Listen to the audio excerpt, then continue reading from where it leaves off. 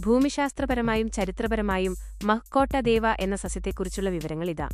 ഉത്ഭവവും ഭൂമിശാസ്ത്രപരമായ വിതരണവും. ഉത്ഭവം തെക്കുകിഴക്കൻ ഏഷ്യ, ഇന്തോനേഷ്യ, പ്രത്യേകിച്ച് ജാവ, പപ്പുവ പ്രവിശ്യകൾ എന്നിവയാണ് പ്രധാന ഉത്ഭവസ്ഥാനങ്ങളായി പല സിദ്ധാന്തങ്ങളും ചൂണ്ടിക്കാണിക്കുന്നത്. ചരിത്രപരമായ സാന്നിധ്യം. മലായ് ദ്വീപസമൂഹത്തിന്റെ ചില ഭാഗങ്ങളിൽ ഈ ഇനം നൂറ്റാണ്ടുകളായി നിലനിന്നിരുന്നു. കൃഷി. കാലക്രമേണ ഔഷധഗുണങ്ങൾക്കായി തെക്കുകിഴക്കൻ ഏഷ്യ, ദക്ഷിണേഷ്യ, കിഴക്കൻ ഏഷ്യ എന്നിവിടങ്ങളിലെ മറ്റു ഭാഗങ്ങളിലേക്ക് ഇതിന്റെ കൃഷി വ്യാപിച്ചു. നിലവിലെ സാന്നിധ്യം. ഇന്ന് തെക്കുകിഴക്കൻ ഏഷ്യയിൽ ഇപ്പോഴും കാട്ടിൽ വളരുന്നു. ഏഷ്യയിലുടനീളം ചെറിയ തോതിൽ കൃഷി ചെയ്യപ്പെടുന്നു. പരിസ്ഥിതി. പ്രദേശം 10 മുതൽ 1200 മീറ്റർ വരെ ഉയരമുള്ള ഉഷ്ണമേഖലാ പ്രദേശമാണ് ഇതിന് അനുയോജ്യം. വളർച്ച. ഊഷ്മളവും ഫലഭൂയിഷ്ഠവുമായ പ്രദേശങ്ങളിൽ നന്നായി വളരുന്നു. ചരിത്രപരമായ ഉപയോഗവും പ്രാധാന്യവും. പൗരാണികത. പുരാതന കാലം മുതൽ കാട്ടിൽ വളരുന്നു. ശേഖരണം. ഔഷധ, സാംസ്കാരിക ആവശ്യങ്ങൾക്കായി മരത്തിന്റെ ഭാഗങ്ങൾ എപ്പോൾ ശേഖരിച്ചു തുടങ്ങി എന്ന് വ്യക്തമല്ല. സാംസ്കാരിക പ്രാധാന്യം. ഇന്തോനേഷ്യയിലുടനീളമുള്ള അറിയപ്പെടുന്ന പദപ്രയോഗങ്ങളുടെയും പ്രാദേശിക പഴഞ്ചൊല്ലുകളുടെയും ഭാഗമാകുവാൻ തക്കവണ്ണം ഈ ഇനം അവിടെ വ്യാപകമായിരുന്നു. വാണിജ്യം. പഴങ്ങൾ പ്രാദേശിക വിപണികളിൽ പുതിയതായി ലഭിക്കാറുണ്ട്. കൂടാതെ ഏഷ്യയിലെ ആരോഗ്യ വിദഗ്ധർ വഴിയും ലോകമെമ്പാടുമുള്ള ഓൺലൈൻ റീറ്റെയിലർമാർ വഴിയും ഉണക്കിവിൽക്കുന്നു.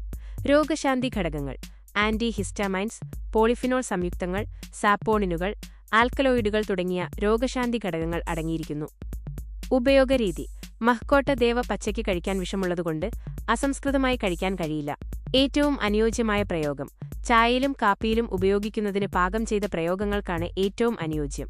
പ്രചാരമുള്ള തയ്യാറെടുപ്പ് രീതി. പൾപ്പരിഞ്ഞത് വെയിലത്തുണക്കി തിളച്ച വെള്ളത്തിൽ ചേർക്കുക എന്നതാണ് ഏറ്റവും പ്രചാരമുള്ള രീതി. പാചകശേഷം. പഴം പാകം ചെയ്തു കഴിഞ്ഞാൽ മിശ്രിതത്തിൽ നിന്ന് പൾപ്പരിച്ചെടുത്ത് ചൂടുവെള്ളം ഒരു പാനീയമായി കഴിക്കാം. മറ്റൊരു ഉപയോഗം. മഹ്കോട്ട ദേവ ചായ രൂപത്തിൽ ഉണക്കി കോഫി സാച്ചുകളിൽ കലർത്തി ഉപയോഗിക്കാം. സംഭരണം. തണുത്തതും വരണ്ടതുമായ സ്ഥലത്തോ അല്ലെങ്കിൽ റെഫ്രിജറേറ്ററിലോ സംഭരിച്ചാൽ കുറച്ച് ദിവസത്തേക്ക് പുതുതായി നിലനിൽക്കും. ഉണക്കിയ കഷണങ്ങൾ അടച്ച പാത്രത്തിൽ മാസങ്ങളോളം നിലനിൽക്കും.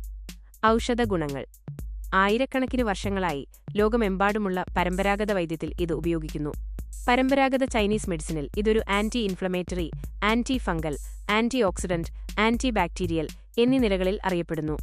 തേയിലയിൽ ഉപയോഗിക്കുന്ന മഹ്കോട്ട ദേവ പഴം പല ആരോഗ്യപ്രശ്നങ്ങളുടെയും രോഗങ്ങളുടെയും ലക്ഷണങ്ങൾ കുറയ്ക്കാൻ സഹായിക്കുമെന്ന് വിശ്വസിക്കപ്പെടുന്നു. ഇത് ഒരു ബദൽ ഔഷധമായി ഇന്നും വ്യാപകമായി ഉപയോഗിക്കപ്പെടുന്നു. നടുന്ന രീതി. അനുയോജ്യത. ചട്ടിയിൽ കൃഷി ചെയ്യാൻ അനുയോജ്യമാണെങ്കിലും നേരിട്ട് നിലത്ത് നട്ടുപിടിപ്പിക്കുമ്പോൾ വളർച്ച നന്നായി കൂടുന്നു. മണ്ണ്. തുല്യഭാഗങ്ങളിൽ മണ്ണ്, കമ്പോസ്റ്റ്, മണൽ എന്നിവയുടെ മിശ്രിതം പോലെയുള്ള നല്ല നീർവാർച്ചയുള്ള മണ്ണിൽ നടാം, അല്ലെങ്കിൽ മണ്ണിൽ നേരിട്ട് നടാവുന്നതാണ്. ജലാംശം. ആദ്യത്തെ പൂവിടുമ്പോൾ വൃക്ഷത്തിന് ധാരാളം വെള്ളം ആവശ്യമാണ്. വളർച്ചാ വിവരങ്ങൾ.